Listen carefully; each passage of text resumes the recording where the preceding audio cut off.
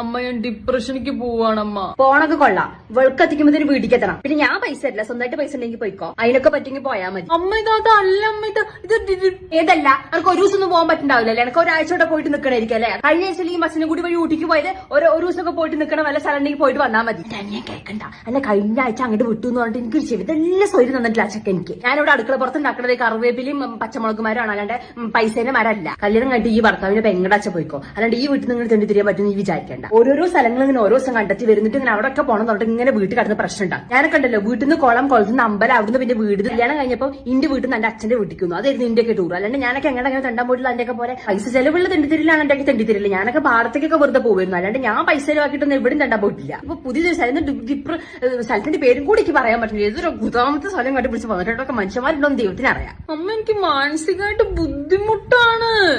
എന്ത് മാനസിക വിഷമം? മാനസിക വിഷമം ഉണ്ടാകുമ്പോൾ തെണ്ടാൻ നോക്കാം. മാനസിക വിഷമം ഞാൻ